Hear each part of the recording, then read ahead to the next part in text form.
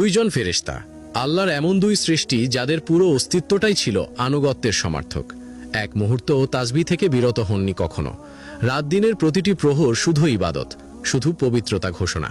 আর পৃথিবীর দিকে তাকিয়ে তাদের মধ্যে এক ধরনের বিস্ময় কাজ করত। এই মানুষগুলো কেন বারবার পাপে জড়ায়? আমরা তাদের জায়গায় থাকলে কি কখনো এমন করতাম? ব্যাপারটা অনেকটা এরকমই ছিল। এরপর যা ঘটল সেটা শুনলে গায়ে কাঁটা দেয়।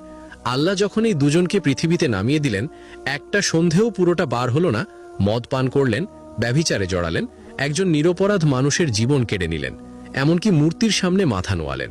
কিভাবে? আল্লাহর সবচেয়ে বাধ্য দুই সৃষ্টি এতটা নিচে কিভাবে নামলেন?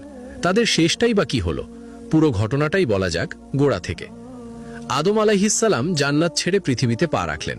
তার বংশধরেরা ছড়িয়ে পড়ল চারদিকে। এক প্রজন্ম গেল, আরেক প্রজন্ম এলো।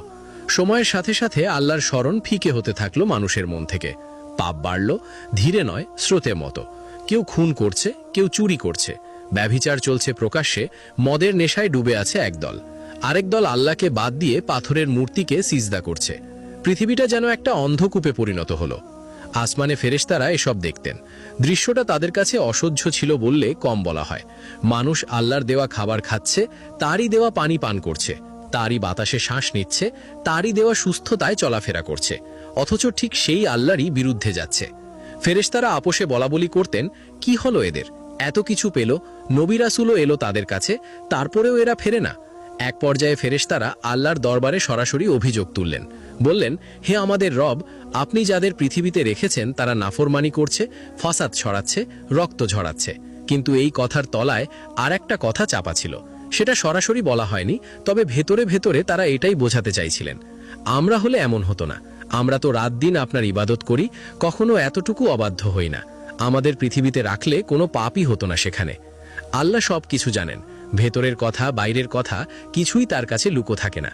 ফেরেশতাদের এই গোপন আত্মবিশ্বাস, এই সূক্ষ্ম অহংকারটুকুও তিনি জানতেন। তিনি জবাব দিলেন, তোমাদেরকে যদি মানুষের মতো করে বানানো হতো, ভেতরে যদি সেই নফস থাকতো, সেই টান থাকতো, শয়তান যদি পেছনে লাগতো, তোমরাও ঠিক একই কাজ করতে। ফেরেশতারা বললেন, সুবহানাকা, আপনার পবিত্রতা ঘোষণা করছি। আমরা কখনো আপনার অবাধ্যতা করতে পারি না।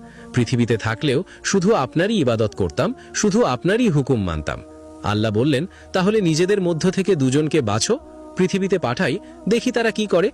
ফেরেশতারা নিজেদের মধ্যে আলোচনা করলেন, কে সবচেয়ে বেশি ইবাদত গুজার, কার আল্লাহ ভীতি সবচেয়ে গভীর, কে মানুষের পাপাচার দেখে সবচেয়ে বেশি ক্ষুব্ধ হতেন।